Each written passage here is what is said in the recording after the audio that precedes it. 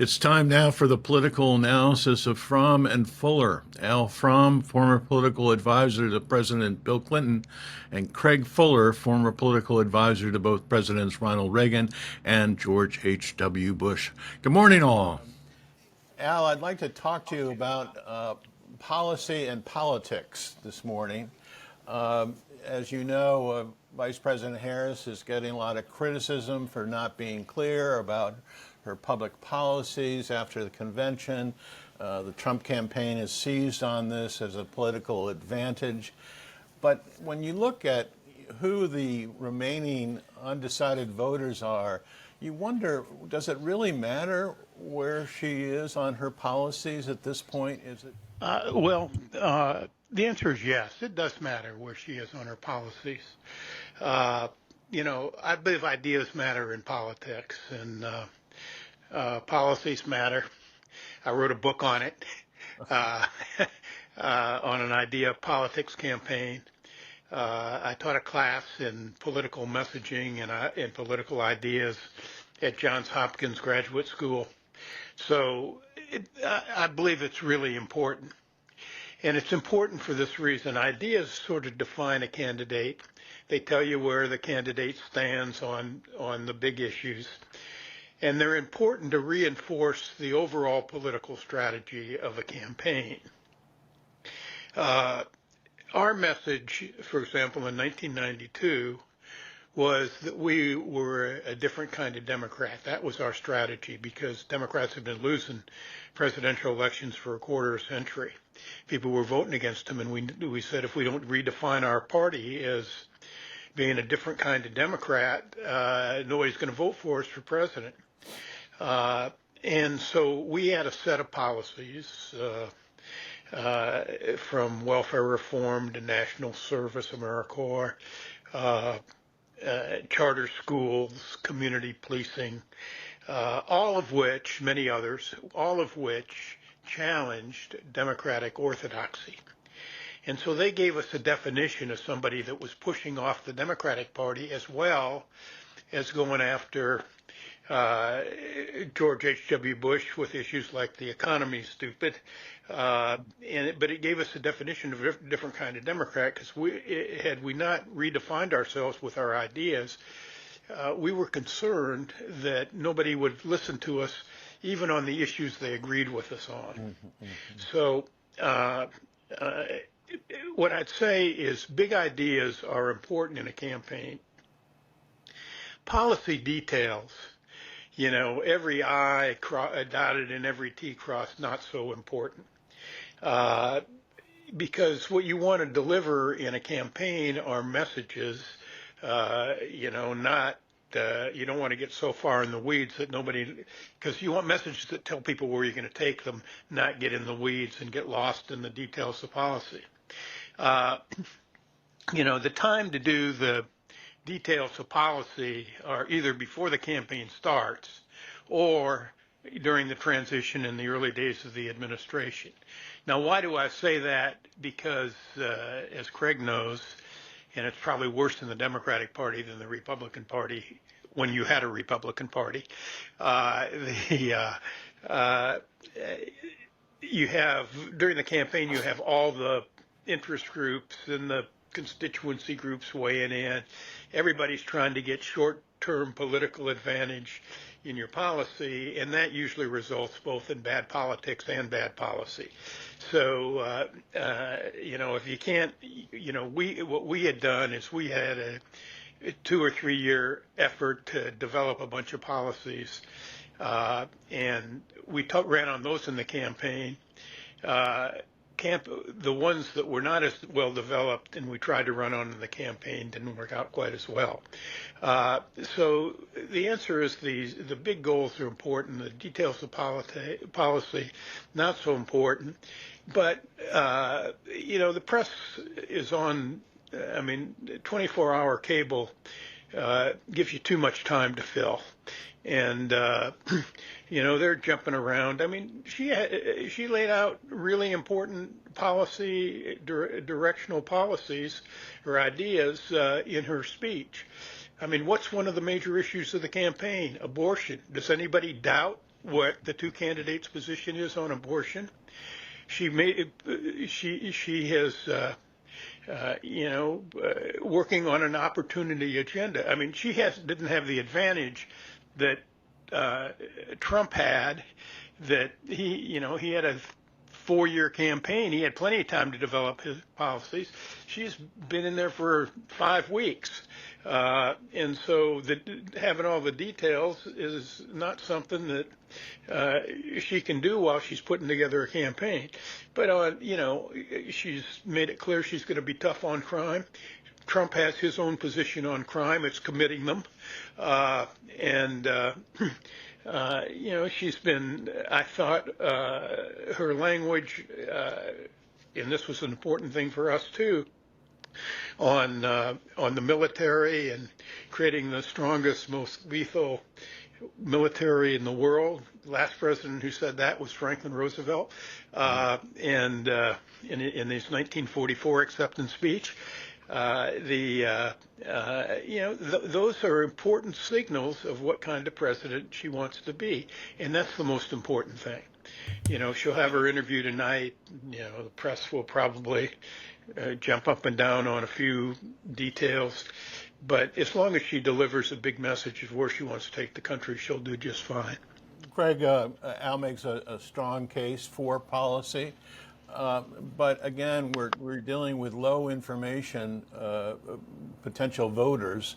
How do you reach those people who have no interest in policy? So I kind of I'd like to broaden the question a little bit and say, the way I think about it is, what influences a voter? And the answer to that has to be varied as the nature of voters. We used to sort of say, well, rule of thumb, in any political contest, you can count on about a third of the people being for you, a third of the people being against you. And the question is, how do you move the third in the middle? And there's not a third in the middle anymore. It's a smaller number. But this question of what influences the voter is what's always interested me. And in that context, I completely agree with Al. Policy is important because it's important to influence some voters. And in a race that's so close at the national level, certainly, some voters become very important. The other thing that's important about that is those voters who have a strong interest in policy, that are influenced by the position the candidate takes, typically have influence over other voters. So there's somebody in every neighborhood who's following all these issues and talking about them, perhaps appearing on shows like this. And people listen to that and say, well, gee, they've taken the time to really get behind the differences in voting records. They've taken the time to understand, which direction these candidates would go. And I feel more like X or Y. And so the person that cares about policy and issues becomes an influencer. And of course, the popular use of that term has to do with social media, but influencers have been around for a long time. And it used to be that the national parties themselves were great influencers. And you had people say, I vote the ticket. I'm voting Democrat or I'm voting Republican. And in a way, what that meant was, I trust the people who are most knowledgeable about the issues of the day, who are Democrats. That's why I'm going to be aligned with them, or I'm going to align with Republicans. Well, I think arguably the national parties play less of a role in that. Another, I think, sort of influencer factor is where you live. And that's one of our great challenges these days, is these homogeneous communities where people kind of think alike. So the influencer becomes the person at the country club, or the person in the school, or that moves voters. But at the end of the day, there are those people who care about these policies. Al raised another very important point, and that's how a campaign communicates about policy.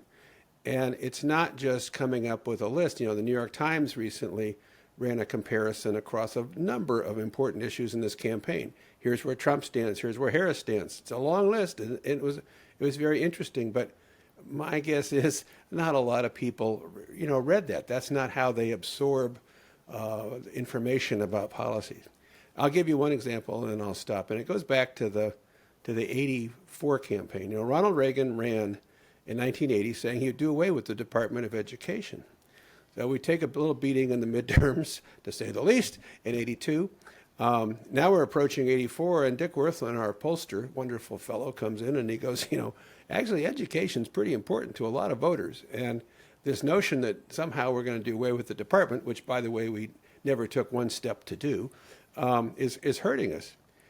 About that same time, the Secretary of Education came in and said, I've had this quiet little group working on this document, and it's called A Nation at Risk. He meets with me, and he says, it's got a lot of smart people involved, and it really talks about how serious the education issue is. And I said, let's marry these two issues. Mike Devers set up a meeting. The Secretary of Education briefs the president with a couple of his commission members. And suddenly we had a new initiative. We didn't really change Ronald Reagan's attitude towards education. He always thought it was important. He just thought it was less a federal responsibility, more a state responsibility, local responsibility. But suddenly he started going to schools with a presidential scholarship award of excellence for the schools. And we did event after event after event. And the press started yelling at us about, oh no, another one of these. But what we were communicating was an attitude about education that resonated with a lot of voters, and the needle moved. So I do think policy is still important. I think the way people are influenced perhaps has changed over time, but it's still something that you can move the needle with voters, and in a race as close as the one we're going to face in November, that's something vital to do. Al, last week you made an interesting point by pointing out that a lot of the Republican leadership was not at the Republican convention. And it is striking how many former Trump officials have basically said he should not be president of the United States, and yet most of them have not said that they will vote for Harris. And isn't it kind of a profile and courage moment? I mean, why would they hesitate if they've already said that this man is not qualified to be president? Why would they hesitate in saying, for this particular election, I'm going to vote for Harris? I think in the end, a lot of them are probably going to vote for Harris. I don't have, they've already made one important statement by not going to the convention. In 1980, when Reagan ran in the first time and brought Craig to Washington, at our convention, there were only, I think, 37 members of the House who actually went as delegates to the Democratic convention. That really gave birth to the superdelegates, because we wanted to get the elected party back involved in the operations of the political party. There have been a number of Republicans and so many people who've worked in the Trump administration that say they don't want to support Trump. I think, I don't know whether they'll eventually come out and support Harris. Some of them are doing it. I think it'd be great if they would. But, part of what Harris has to prove in the, interview she's doing tonight with Dana Bash and in the debate is prove that she's an alternative, an acceptable alternative. If you go back to 1980, that race was polling very tightly throughout most of the race. And then there was the debate.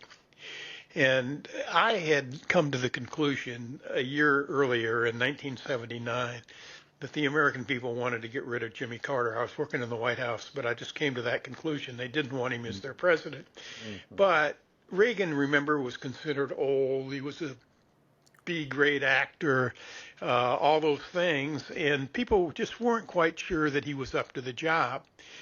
That debate, which was only a week before the election, Reagan did a terrific job. He had those great lines like, "There you go again." And overnight, the race became a 10-point race. So obviously a lot of Democrats, and because there were more Democrats than Republicans in those days, who were worried, who didn't want Carter, but were worried about Reagan, said, okay, he's acceptable. And so, whether it's after this interview or after the debate or after some other thing, at some point they will make a decision. If they find that Harris is an acceptable alternative, I think a lot of them will come in the end and vote for her. Greg. That's your question about Republicans. For some reason, you caused me to think about an ad that ran in 1980, and it's one of my favorite ads, and most people won't remember it. Al will remember it, and you, I think, can look it up. It's called A Bear in the Woods. And in this ad, the bear is a metaphor for the Soviet Union. And all the ad does is ask the question, is it possible there's a bear in the woods? There might be a bear in the woods. And if there is a bear in the woods, shouldn't we be prepared? And it was a strong defense ad with not showing any weapon, not showing any missile, not really taking any position. The reason I'm thinking of that is I think that's almost the way Republicans think about Trump. And it's like okay, we're not going to go to his convention, but he's still out there and he could win and he could do me damage. So I'm not going to put my name on the list. More time goes by. Now there's a Republicans for Harris, organization forming. So now there's names on a list. Well, maybe I could put my name on the list, but they're still wary. And it's why I think until Donald Trump is defeated, there's going to be this wariness about just maybe going too far and damaging their own possibility for election or reelection. I can't quite explain it because I don't, if you so fundamentally disagree with somebody, I don't know why you don't say so, but that's where some of them are, and it's for that reason that we've said that, that staying in office or winning office is all important to these men and women, and so they're very cautious when it comes to doing something that might be damaging. The question really, I think, is going to be if there is the chance to rebuild the party. Because the party, the Republican Party now is about one individual. So if he goes away, the rebuilding process honestly has to be, I think, more magnanimous than people want to admit. You can't just shun the number of people that voted, that were supportive of Trump. And my guess is they'll walk away fairly quickly since he seems to be loyal to almost no one except himself. And that's why I think the rebuilding is a real possibility, either in the period between the election and the midterms. It may take another beating to, get people, as Al knows, get people in the position of saying maybe we should try winning elections. It may take a while, but I suspect that rebuilding can occur. And I only hope that if there are Republicans who take the risk and go out and vote for Harris, that they're not shunned, that they have a role as well, that they didn't walk away from their party, they walked away from a candidate who they found unacceptable. But it's a very different time, and it's going to be a real challenge to try to put things back together again. And my guess is it'll take a whole nother election cycle or two before we see what's possible. Yeah. Hey, before we close, I do feel like we have to close the chapter on RFK Jr. He suspended his campaign. He endorsed Donald Trump. I think there's an expectation he would get a cabinet position out of it. But that campaign is over, and maybe we should put a footnote on that as we close up today. If this is the art of the deal, RFK Jr. got a bad deal. To be named the honorary co-chair of a transition team where already people inside the Trump organization are saying it's basically a figurehead. He doesn't really have a position. So he shopped himself to both campaigns, both candidates, and Trump said, "Yeah, sure, of course, come on board."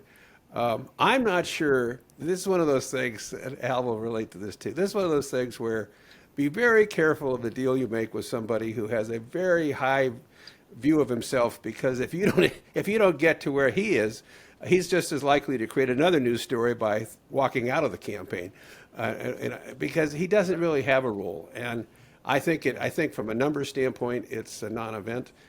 He'd gone from low double digits to single digits to below 5% to about 4%.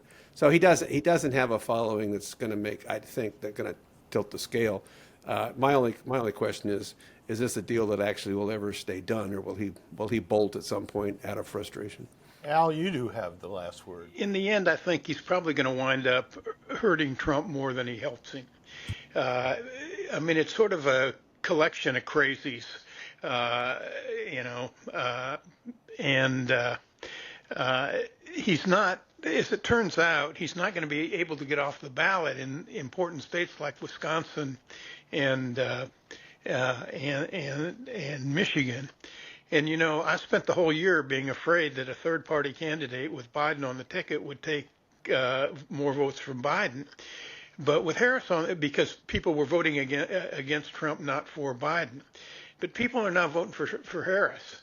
And the reason for that precipitous drop in RFK's support is that all the RFK voters that would have ordinarily voted for Biden are now voting for Harris. And so what's left are the battle for the nutcases, who's more anti-vax, who would rather have a bear cub in their car, all those kinds of things. And, so if he stays on the ballot, those votes may not automatically go to Trump, and it may hurt Trump a little bit, not much, because they doesn't have much support left. But I mean, I think it's a deal where both parties deserve each other. Well, we have to leave it there. Al Fromm, Craig Fuller, thanks so much indeed. We will see you next week.